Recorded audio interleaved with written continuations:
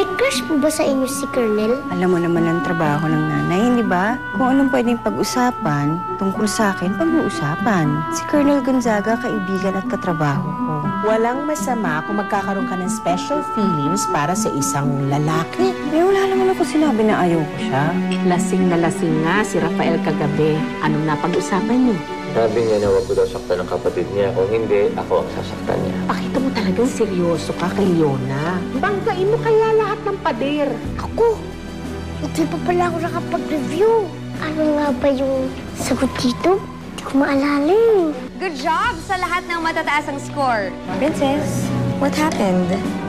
Since we are talking about your life being a mother, recently a photo linked you to PSG Commander Colonel Gonzaga. Madam President, kamusta ang love life mo?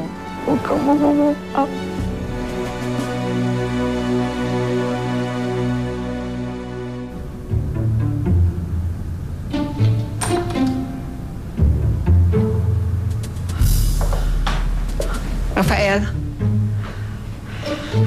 Rafael, it's almost lunchtime. Natutulog ka pa? Masakit ang ulo ko, Mama.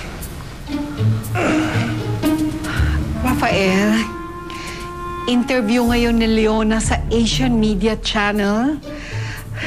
Tapos nakahiga ka lang dyan? Get up! Rafael, ang kapatid mo si Leona nasa hot seat na ngayon dahil ang pinag-uusapan ay ang love life niya. Oh, I hate that journalist.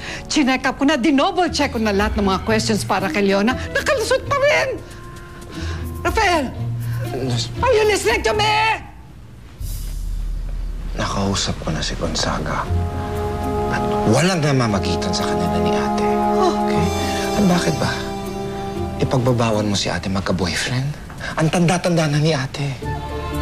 Hindi. Pero wag si Colonel Gonzaga. Mama, wala akong pakialam kung sino man ang maging boyfriend ni ate. Basta't wag masaktan ang pamilya natin. Dahil kapag nangyari yun, nakakabaril ako.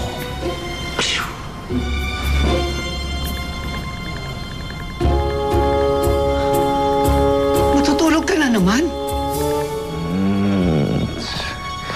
It's rest day, Mama. Rafael, highly successful people sleep with their dream and wake up with their commitment.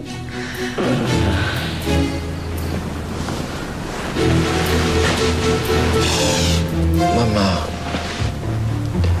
I have a hangover. At isa pa, babalik si Daphne. I need my pogi rest. Please.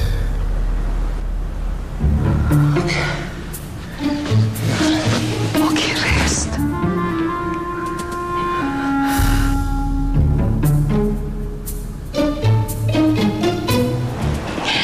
Alam mo, Jessie, I've been silent about my personal life.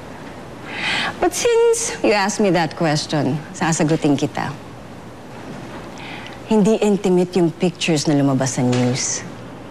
Pero maghahawak kayo ng kamay at mukhang may kakaiba sa titigan ninyo ni Colonel Gonzaga. It's Colonel Gonzaga's job to protect me. At siguraduhin na buhay ako hanggang sa matapos ang panunungkulan ko bilang Pangulo.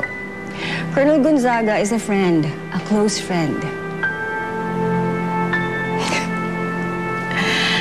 Nakakatuwa naman at parang excited ang lahat na malaman ng love life ko. Actually, I don't see any problem kung makikipag-date ka, Madam President. Technically, you're single. Don't worry, Jessie. Kapag may progress na ang love life ko, I will update you.